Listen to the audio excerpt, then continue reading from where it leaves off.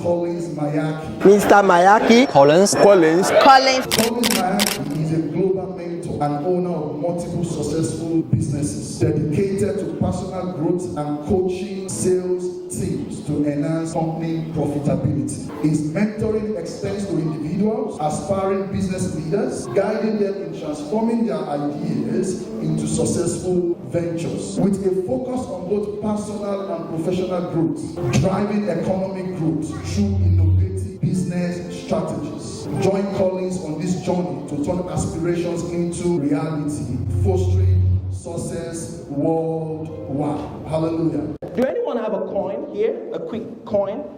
Gold, I will give it back to you. I will. A coin, any coin. A gold coin. I had to say that I'll give it back. Yeah? No, just one. You're too generous. Thank you. A gold coin.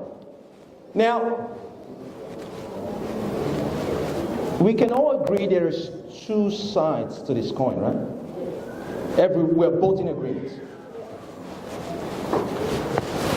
If I'm to flip this coin, there's a 50-50 chance it's either going to land on the head, right? Guaranteed. Could it be life is in the same format of a coin? Could it be life is in the same format of a coin? Because when you think about it, there's always two sides to everything. Wherever you find negativity, you can find positivity. Wherever you find lack, you can find abundance. Wherever you find poverty, you can find what? Prosperity. Exactly.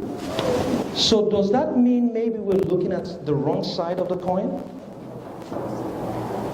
Is it possible that maybe you're looking at the wrong side of the coin? Could it be that simple? I ask you guys, shift your focus. All you need to do is just move your focus. Look on the other side. Look on the other side and you will be amazed. You will be amazed, truly. Because on the other side of everything is all what you need. Whatever you're looking for, whatever that is, it's on the other side. You just got to look on the other side. The great book itself talks about us as humans and the role we play on earth.